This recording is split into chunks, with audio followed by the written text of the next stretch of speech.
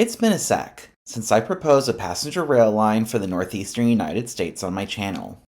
And the last time I did it, it was for a series I'm no longer doing on my channel.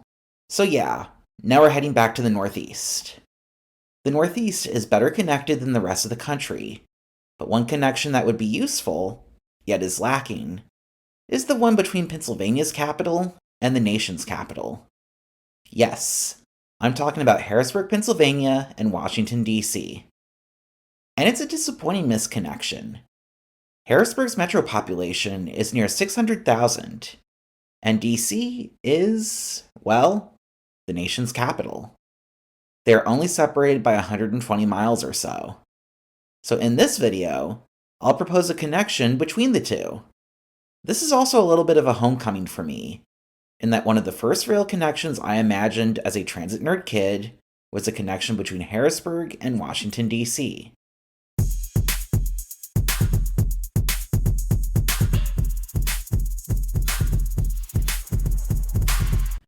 The train would start in Harrisburg, of course.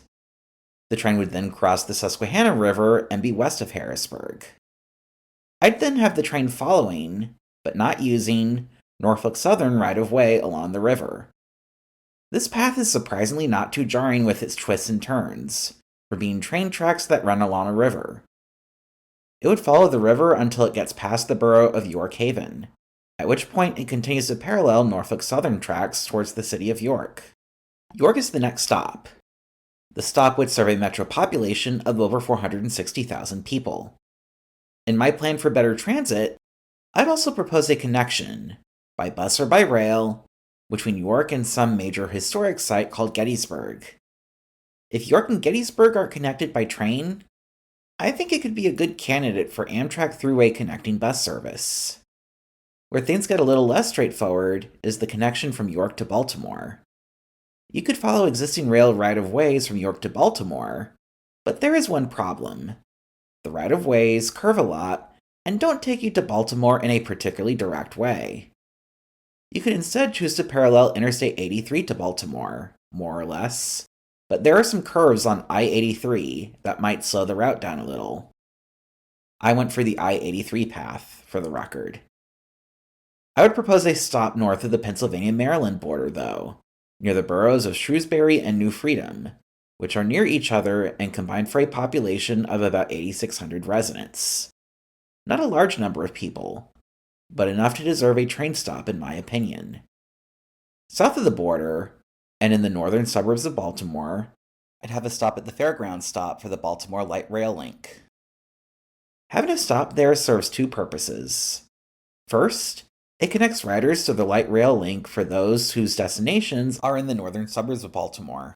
And second, it provides a connection to the facilities for the nearby Maryland State Fair, which has 500,000 visitors annually. And for those who think a state fair stop seems silly, there's a New York State Fair stop on Amtrak.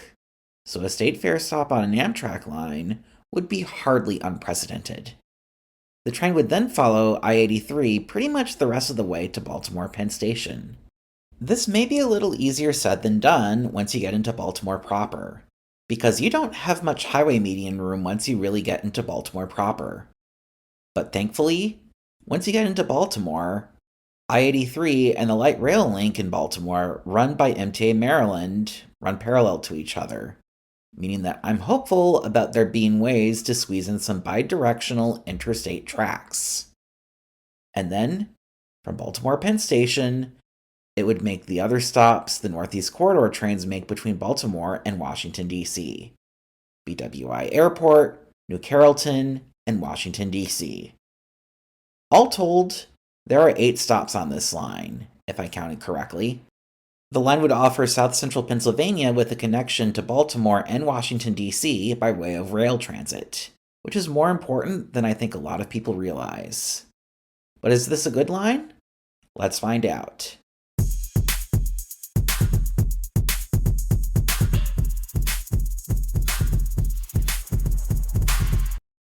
Before giving out grades, I just want to remind people to smash the like button and subscribe to my channel.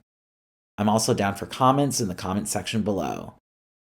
In order to get a sense of how good my idea actually is, I'm going to score this proposed line on 5 criteria that determine the ability of a line to get built in the first place, and then the ability of the line to succeed when built. Those 5 criteria are feasibility proposal, time saved versus other modes of transport, anticipated demand, priority level, and impact on the greater Amtrak network. I'll score all of these metrics out of 20, so that way our final score is out of 100. I should also note that I'm replacing the population served metric with priority level from here on forward, partially because I think it's important to measure how high of a priority a line concept truly is, and partially because population served and anticipated demand seem like similar metrics to me. As for feasibility of the proposal, I think it's a mixed bag. There's a lot going for it. There isn't a ton of land acquisition you need to do, regardless of which route you end up taking with this line. The terrain isn't flat, but I've seen worse.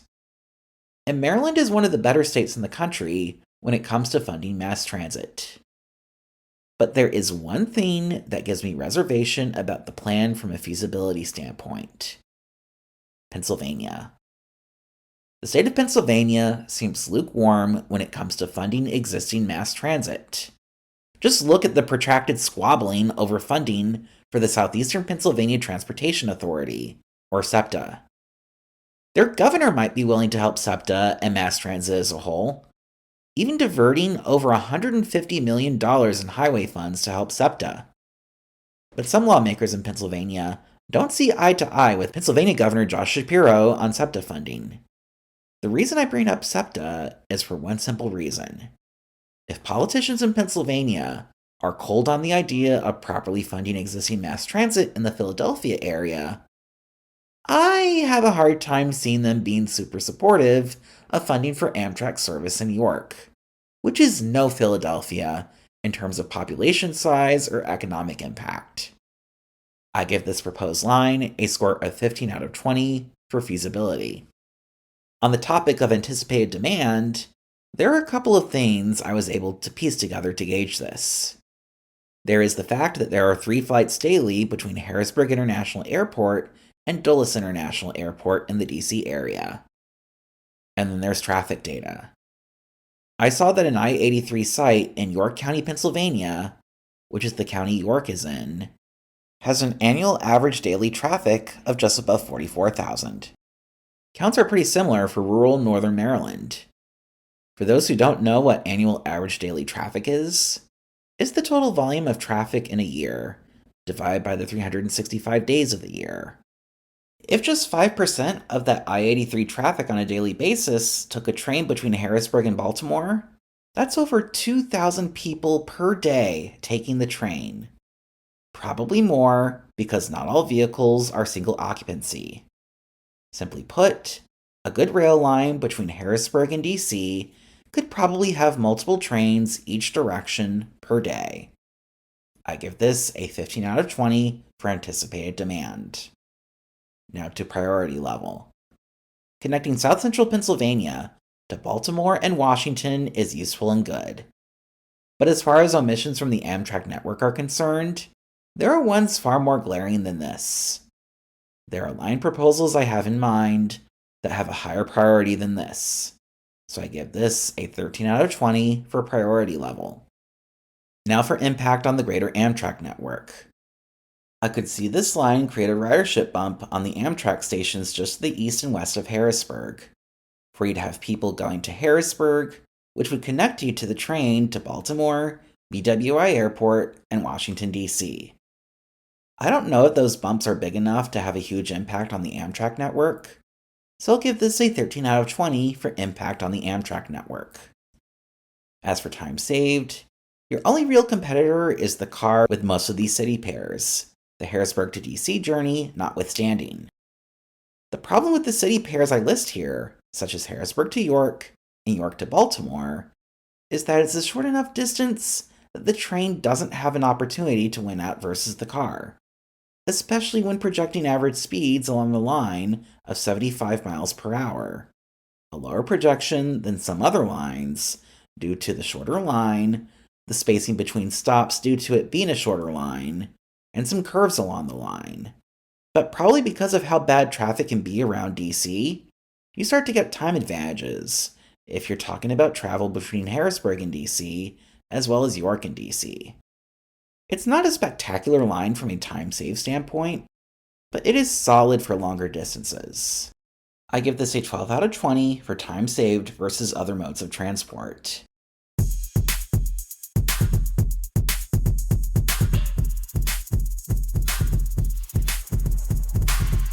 If you do the math, what you get is a score of 68 out of 100.